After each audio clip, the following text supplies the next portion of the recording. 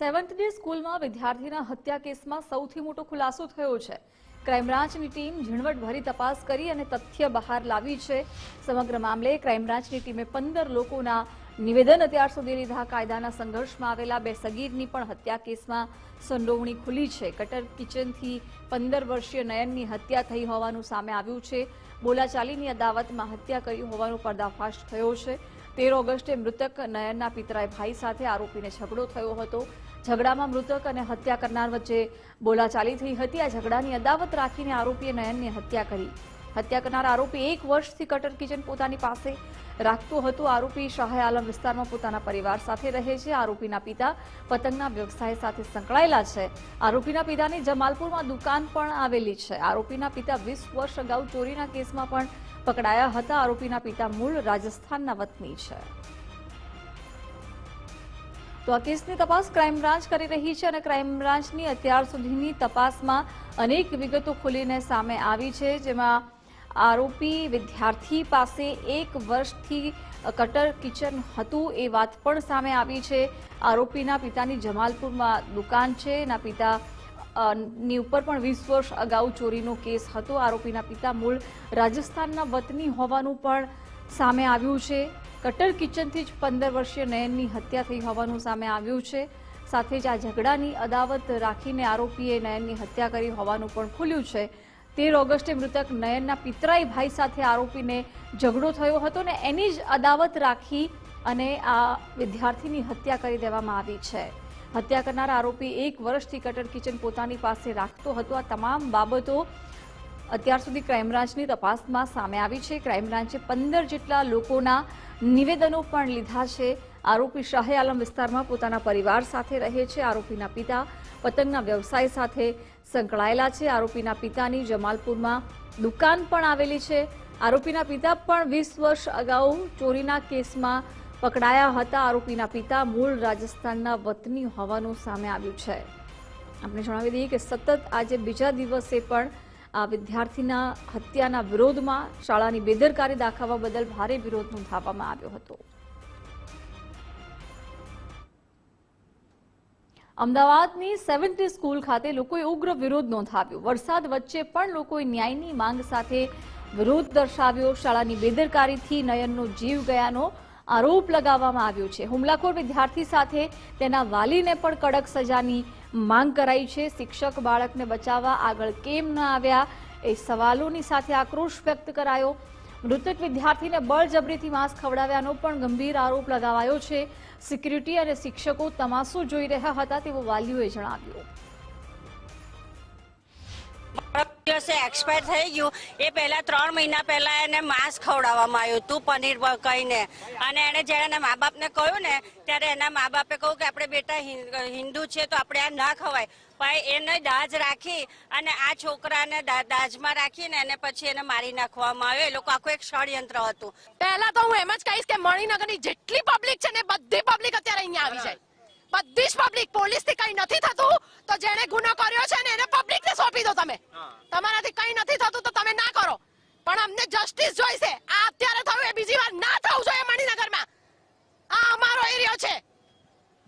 ન્યાય માટે રોષ શું છે? ન્યાય માટે મને એટલી જ ખબર પડે છે સર, જો ઓન ધ જે સ્કૂલનો ટાઈમિંગ છે 7 વાગ્યાથી લઈને 12:30 વાગ્યા સુધીમાં ટાઈમિંગ છે। અગર ઓન ડ્યુટી કોઈ ટીચરને કંઈ થયું હોત, ટીચર કે કોઈને એના સ્ટાફને થયું હોત તો ટીચરને તો તાત્કાલિક તમે હોસ્પિટલ ના લઈ જાત। ત્યારે તમે એમ કહો કે પોલીસ કેસ છે કે આ રાજ્યોમાં, તો અમારો જે છોકરો હતો અહીંયાથી દોડીને ત્યાં જાય છે, થયો તો તમારો યુનિફોર્મ તો તમારો પહેરેલો હતો કે નહીં સર?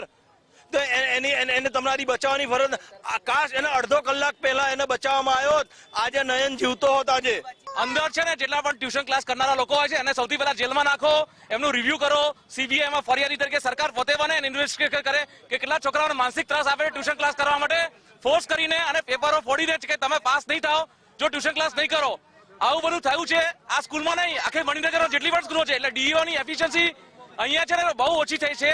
એટલે DO ને ઇક્વિપ કરો સર્વેલન્સ ટૂલ સાથે, જેથી આવા શિક્ષકો જે રેઝિડેન્શિયલ એરિયામાં ઇલેક્શન વખતે ફંડ આપીને પેરેલલ ગવર્મેન્ટમાં મદદ કરી રહી છે, બધા શિક્ષકોને જેલ ભેગા થાય। सर वो जिसने मारा है नयन को, उसके माँ बाप को सजा होनी चाहिए। वो मारने वाला नाबालिग है, हम मानते हैं बच्चा नाबालिग है, लेकिन उसको सिखाने वाले तो उसके माँ बाप ही हैं, उनको सजा मिलनी चाहिए। हमारी मांग है कि उनको उसके परिवार को सजा मिले। 7 ડે સ્કૂલના સંચાલકો સામે સ્થાનિકોએ આક્રોશ વ્યક્ત કર્યો। સિંધી સમાજ દ્વારા ન્યાયની માંગ સાથે આજે રેલીનું આયોજન કરાયું હતું। સિંધી માર્કેટથી મણિનગર ક્રોસિંગ જવાહર ચોક સુધી રેલી નીકળી। ન્યાય રેલીમાં 500થી વધારે સિંધી સમાજના લોકો જોડાયા હતા।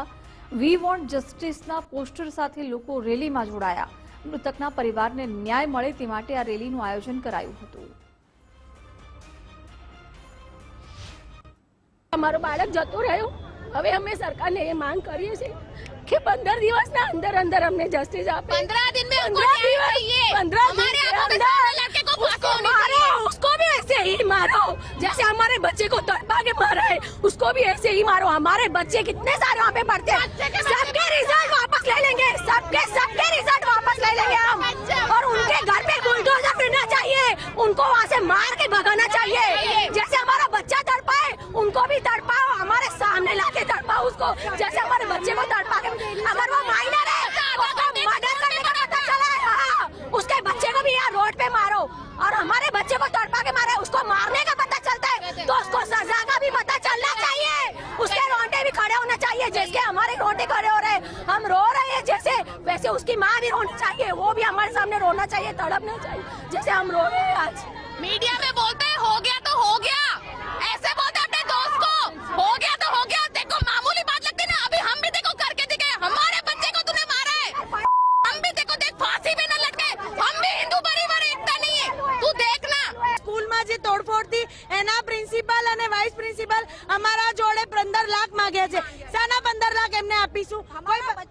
અમારો છોકરો ગયો છે, અમને 15 દિવસમાં એ છોકરા ઉપર ફાંસીને લટકાવા, આ 4 રસ્તાની વચ્ચે એને ફાંસી ઉપર લટકાવો છે અને છોકરાને બહાર। ये एक सिंधी बच्चे की नहीं, कि हिंदू बच्चे की मौत हुई है। इससे पूरा देश हिल मिल गया है बिल्कुल। और ये स्कूल के पीछे इतने सारे प्रॉब्लम्स हैं कि ना पूछो बात। लेकिन कभी भी किसी ने स्कूल ने कभी भी वो सुधारने की कोशिश नहीं की। जब भी जाते हैं बोलते टीका लगा के मत आओ। ये हिंदुस्तान है, हिंदुस्तान में टीका और राखी का क्या महत्व है उनको पता नहीं है। टीका हटा के आओ, राखी उतार के आओ, ये उनके काम है। ये स्कूल चलने देने लायक नहीं है। ये स्कूल को कैसे भी करके बंद करवाना चाहिए। જરાય આશા નથી, કારણ કે આ લોકો કેસ દબાઈ દેવાના છે, 5 દિવસ પછી આ બધું પૂરું થઈ જવાનું છે। એટલે જેણે મર્ડર કર્યું છે એને જ પબ્લિકને સોંપી દેવામાં આવે, કારણ કે પોલીસ આમાં કંઈ જ નહીં કરે। પોલીસ કાલે આ કેસ બંધ જ કરી દેશે, બરાબર। એના કરતા એવો જસ્ટિસ માંગો કે એ છોકરો અમને અમારી સામે જોઈએ, અમે એનો ન્યાય કરીશું, અમે એને ફોડીશું, બીજા કોઈ નહીં।